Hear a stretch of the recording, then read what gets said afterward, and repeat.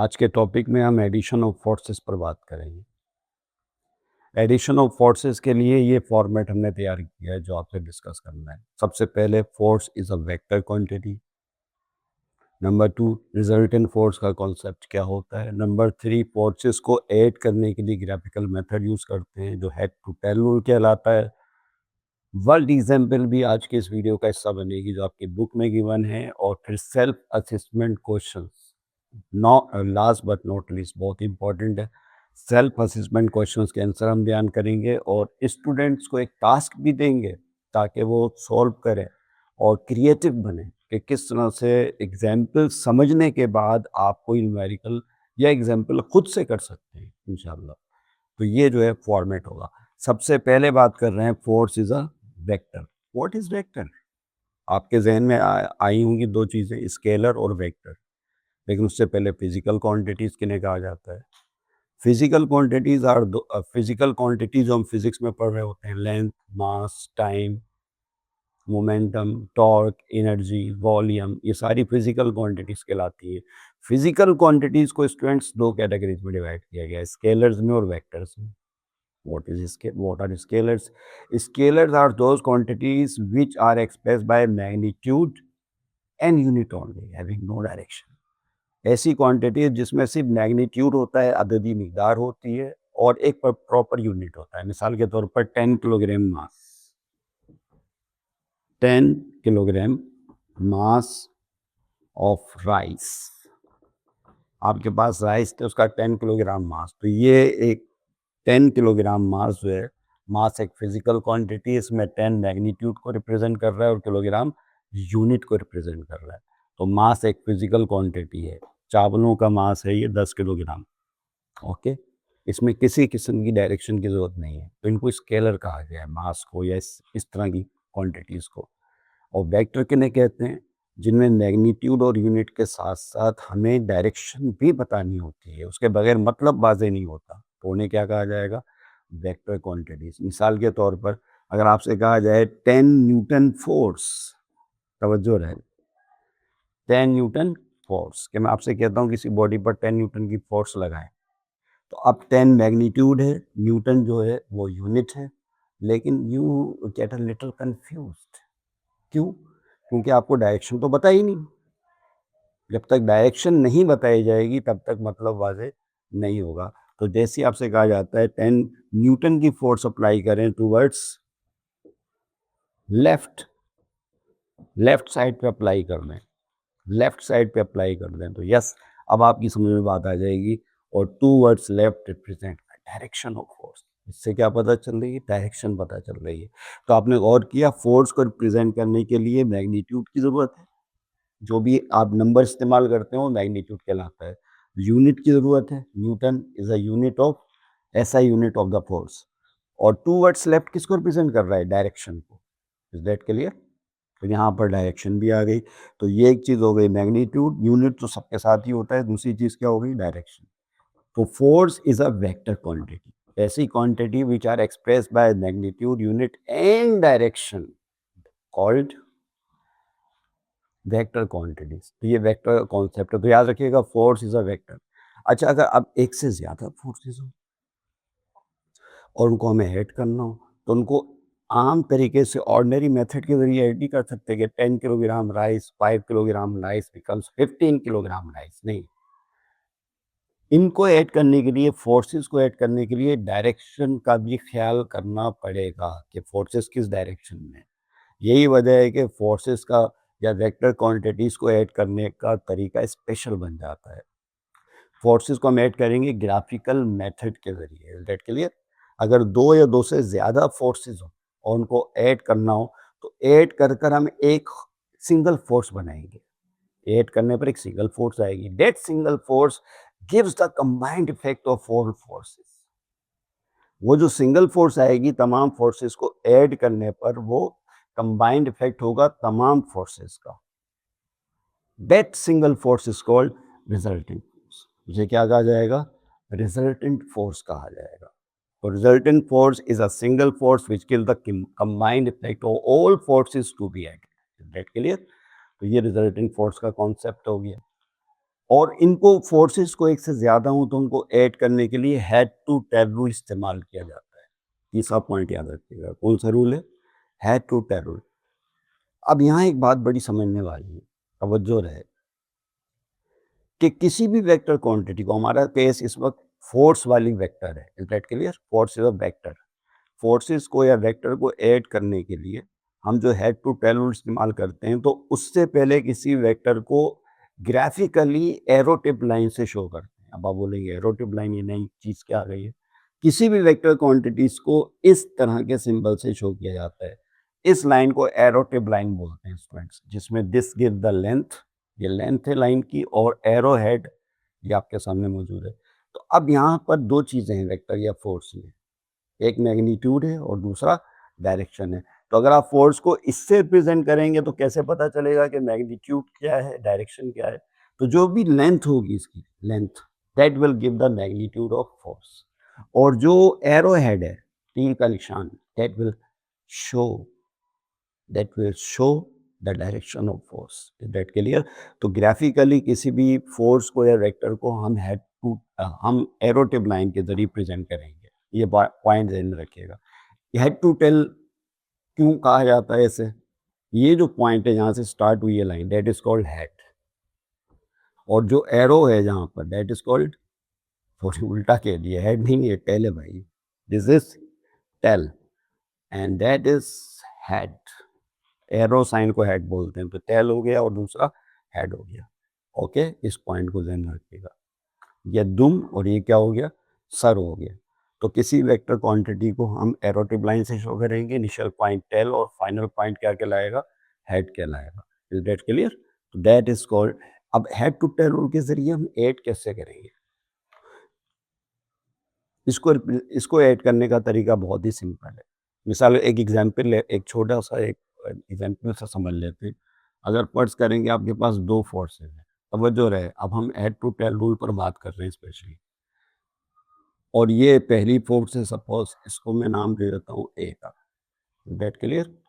अच्छा, आप चाहें तो किसी भी वेक्टर क्वांटिटी को ए बी सी डी का नाम दे दें, लेकिन हमारे इस केस में जो है वेक्टर फोर्सेस हैं, तो आप इसको F1 F2 F3 से भी शो कर सकते हैं।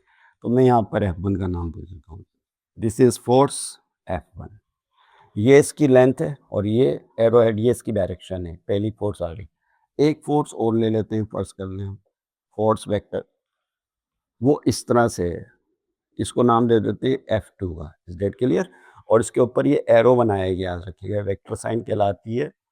ओके, तो this is length which shows the magnitude of force and that is arrow head give the direction of force F2। Okay, इन दोनों को ऐड करना है। अब इनको ऐड करने का तरीका क्या है? बहुत ही सिंपल है।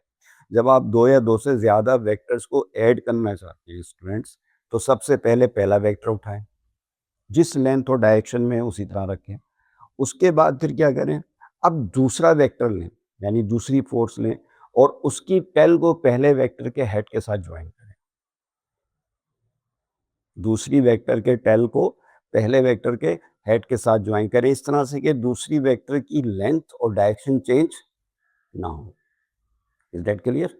और आखिर में पहले वेक्टर की हेड, आखिरी वेक्टर के टेल, पहले वेक्टर की टेल और आखिरी वेक्टर के हेड को ज्वाइन कर दीजिए। That will give the combined effect of two forces which is called resultant force. वो रिजल्टेंट फोर्स कहलाएगी। कैसे? आइए देखते हैं ऐसे।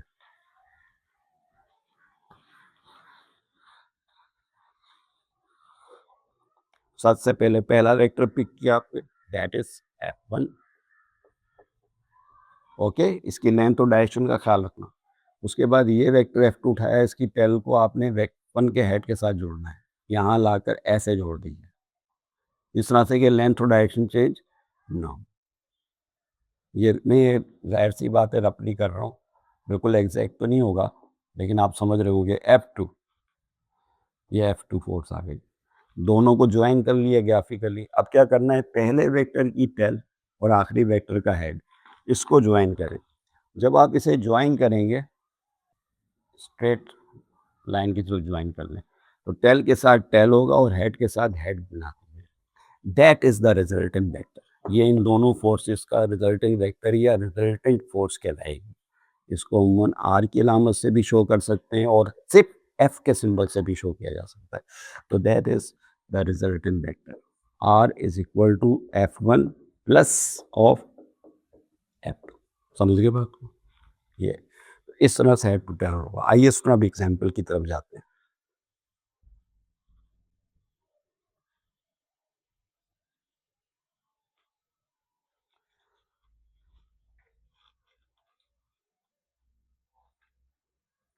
Self assessment question. Self assessment questions को शॉर्टली हम ऐसे क्यों कह रहे हैं? पहला है question, define resultant of forces.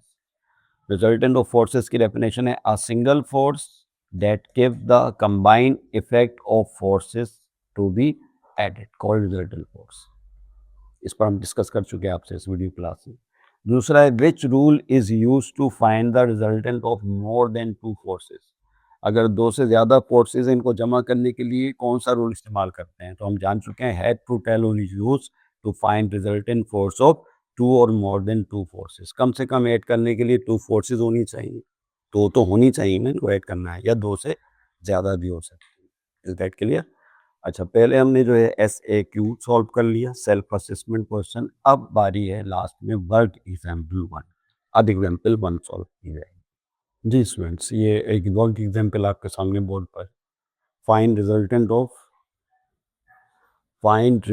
Of three forces. Three forces हैं, पहली 50 न्यूटन अलोंग एक्स एक्सिस, दूसरी 10 Newton making an angle of 30 degree with x axis, और तीसरी जो है वो 10 न्यूटन है अलोंग वाई एक्सिस। यानी यहाँ पर थ्री जो है वो फोर्सेस हैं, इनकी आपने मालूम करनी है रिजल्टेंट ऑफ थ्री फोर्सेस, यानी रिजल्टेंट फोर्स मालूम करनी है। लेकिन स्टूडेंट इस न्यूमेरिकल को, वर्क एग्जाम्पल 1 को, हम कॉपी पर पेंसिल स्केल और डी के ज़रिए सॉल्व करेंगे इसी वीडियो में। लिहाजा कहीं जाना नहीं है आपने, क्योंकि बोर्ड के ऊपर जाहिर सी बात है हमारे पास वो स्केल और डी नहीं होता जिसके ज़रिए हम सही तरह उसको एलोबरेट कर सकें। लेकिन मेथड हम समझ लेते हैं बोर्ड के ऊपर कि क्या मेथड है। मेथड ये होगा, सबसे पहले डेटा बनाएंगे, डेटा में find resultant of three forces, यानी आपने रिजल्टेंट फोर्स मालूम करनी है। पहली फोर्स है 50 न्यूटन के अलोंग एक्स एक्सिस, तो इसको F1 का नाम दे देंगे। F1 is equal to 15 Newton